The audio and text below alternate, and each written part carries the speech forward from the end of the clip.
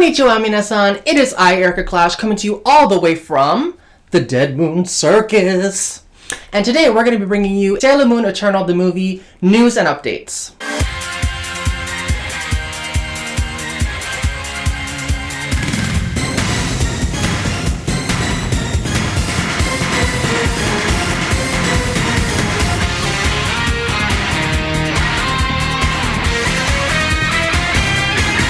I want to give a quick shout out to the two Godzilla figurines that I received for my birthday this year. I have not owned Godzilla merchandise since about the early 2000s when I was a child, so this is such a dream come true. Also, I just want to say a quick thank you to whoever it was that read me in the comments for having really poor audio quality. I apologize. Lo and behold, I had actually already ordered a microphone. It was sitting in my closet. I just hadn't unpacked it yet.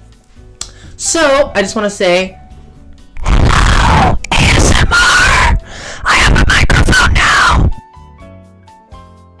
So today we're going to be breaking down the trailer for part 2 of Sailor Moon Eternal. As we discussed in our previous video, Sailor Moon Eternal, the movie, is a 2-part anime film. The first part was released 2 days ago as of the date of this recording on January 8th, 2021, and part 2 is slated to be released next month, February 11th, 2021. And just so the copyright gods know, this video is for discussion purposes only. My intention is not to redistribute or reproduce any of the copyrighted materials associated with the film. All source material will be linked in the description. This video will contain some light spoilers for the first 3 arcs of the manga. That includes Sailor Moon Crystal as well, and it does also include some spoilers for the 90s anime. Without further ado, let's get into it. So in this poster, we see Eternal Sailor Moon, as well as all of these Super Sailor Guardians. And this is really interesting because this is, I believe, the first time that we're going to be seeing this exact version of a lot of the Super Sailor forms on screen. I love that the inner Senshi and the outer Senshi are kind of broken up in the poster, even though they're kind of paired off in very traditional ways. So we see Mercury and Mars paired together, Pluto, Saturn, but at the same time, we have one pair of outer, one pair of inner, one pair of outer, one pair of inner. So I like that, and I wish that they would do more of that in Sailor Moon. I feel like the outers and the inners are always so grouped. There are a few details in the costume that stick out to me. So like Eternal Sailor Moon, these Super Sailor Guardians have layered skirts, so there's a little bit of ruffle or another bit of fabric underneath the top layer for the skirt there.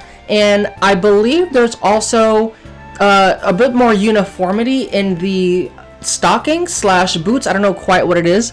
They could be stockings, could be could be actual boots. I'm not sure. But we also see some extra sleeve action going on in the Super Sailor form. They all look great in this poster, and it's making me even more excited to see all of them together in part 2. And speaking of part 2, a new trailer was just released the other day for part 2. Based on this new trailer, it's looking like part 2 is going to start with the exact beginning of chapter 6. So we will be getting the first 5 chapters in part 1, and then part 2 will kick off with chapter 6, which is known as New Soldier Dream. And this is where we meet the outer Senshi again and see what they've been up to since the Infinity arc. That trailer was released on Wednesday, January 6th, with actually, as it happens, is Hotaru / Sailor Saturn's birthday. And it's very clever of a choice for them to do it on that particular date, if that was planned. Sailor Saturn is such a driving force in part 2 especially. So now we're going to go kind of shot by shot on the trailer and pick apart a few things. So in the first shots of the trailer, we see Haruka, Michiru, and Setsuna kissing their rings. Now, these rings are sort of like, they're not purity rings, or like they're not wedding rings per se, but they are a sign of commitment to raising Hotaru, aka Sailor Saturn. At the end of the Infinity arc in Sailor Moon Crystal / in the manga, Sailor Saturn sacrifices herself and then is reborn, and that is her MO. She has the capability to, reset the entire universe, or without impunity, to cause death on an enemy. She is really the guardian of death and rebirth, and she was reborn In the original anime, Professor Tomo actually survived the events of the Infinity Arc and took Hotaru with him.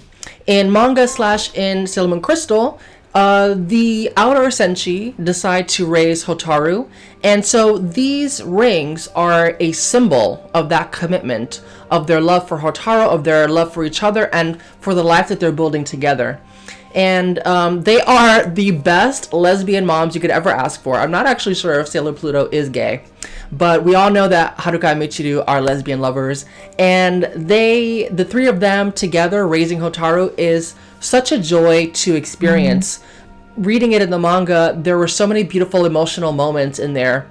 Getting to learn which responsibilities each of them have with regards to raising Hotaru.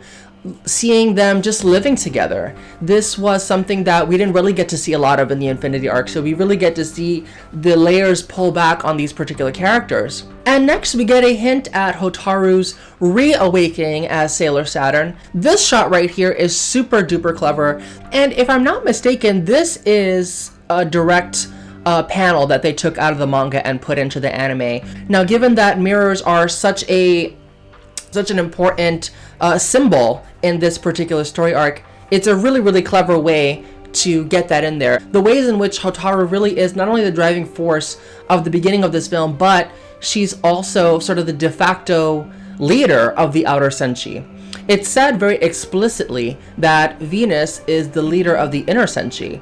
And given that Hotaru is sort of the outlier among those three, we have those other three outer Senshi in effect serving as the keys to unlocking Sailor Saturn, as well as her caretaker in life. Now, we do see a few quick shots of Elysium in this trailer.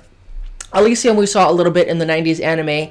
In the manga and in Crystal, we're going to be going to Elysium. So our characters are going to experience that place, and they're going to learn a little bit about Elysium and its relation to not only Helios, but to the larger planet. And we get a beautiful, it's still very quick, but a beautiful shot of Nehelenia. And I just have to say, I just want to highlight again how glamorous and beautiful she is. The red lip, the earrings that sort of suggest the phases of the moon, the golden slit in her eye. It really feels like she has her eye on that golden crystal, and she will stop at nothing to get it.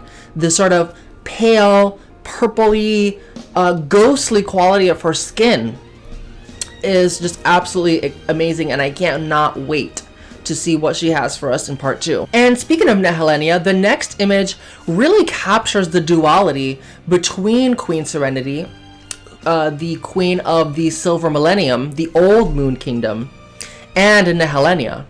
Now in part 2, we're going to learn a little bit more about these two characters as they relate to each other. And this bit of backstory is where the film is probably going to feel its most fairy tale-esque. There are a lot of influences, not just Western iconography with Pegasus, but we have Western fairy tale iconography incorporated into the story as well. I had to double check to see if this illustration came from a manga panel, and it wasn't technically a full panel. It was kind of an illustration off to the side of one page.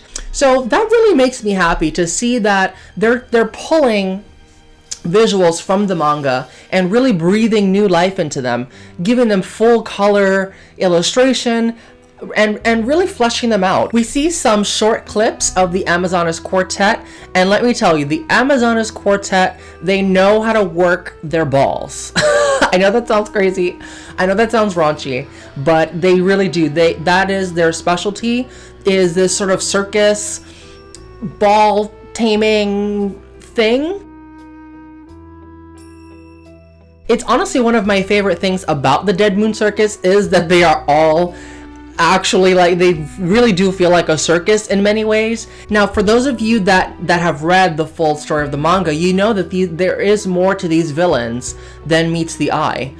Usually we have villains that will correspond to members of the inner Senshi, or even Sailor Moon herself. These characters do fit into a larger mythology. I don't want to give it away for the kids just yet, But in part 2, we are going to learn a lot more about that. We will get some screen time from the Amazonas Quartet in part 1, but part 2 is really where we're going to see those characters get fleshed out.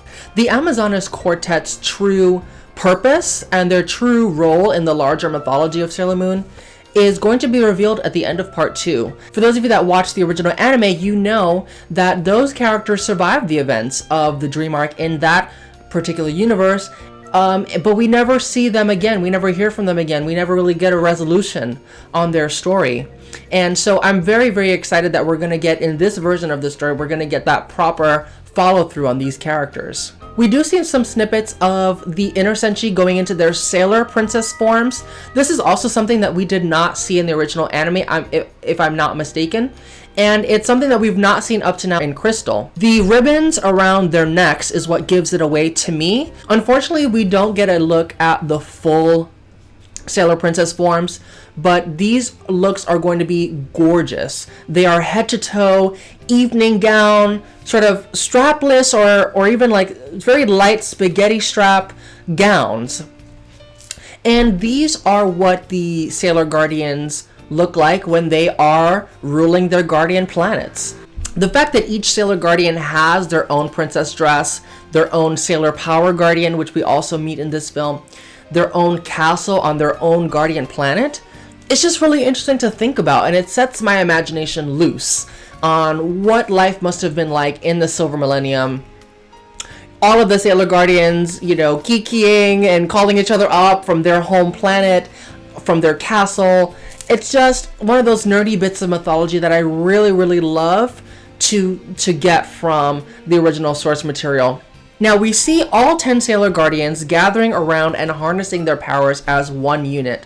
I believe this is the first time that we've seen anything quite like this. I don't want to give away exactly what it is. The Dream Arc of Sailor Moon is so important because we do really see all 10 Guardians working as one unit. In the Infinity Arc, the Outer Senshi and the Inner Senshi were fighting. The Outer Senshi didn't want the Inner Senshi getting involved.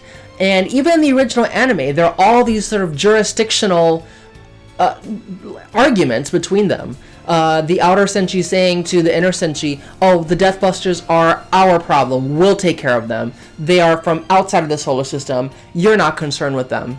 In that one-off special episode in the original anime, the Super S anime, Sailor Uranus and Sailor Neptune know that the Dead Moon Circus is afoot, but they say, well, that enemy came from within the solar system, so the Inner Senshi can handle it. We're not going to get involved. This version of the Dream Arc is so important because it establishes that in the future, all 10 Guardians are meant to be together. They're not constrained by these rules. These rules are rules from the Silver Millennium. These are not necessarily things that need to apply in the current time, and certainly not in the future. And that's the trailer for part 2. As of this recording, which is being done on January 10th, 2021, we don't have a sense of when or where the film will be released internationally. I keep seeing reports online about voice actors giving it away somehow, taking a selfie, and there's like a Netflix logo in the background. That, as well as a SAG-AFTRA posting for Sailor Moon Eternal the movie, seems to suggest that the film is indeed going to be coming out on Netflix in the US. The film released in Japan just 2 days ago, and we don't even really have much of a sense of what the critical or commercial response has been so far, whether the pandemic has complicated any cinemas opening up or any of that sort of thing. I did happen to see a review that someone did on tuxedounmasked.com, and they did say that the film was really engaging. They said it was fun. They said it does follow the manga very closely, which makes me very, very, very happy. So everyone, thank you so much for tuning in. And if you enjoyed today's video, please like, comment, and subscribe. We have lots more Sailor Moon content coming your way.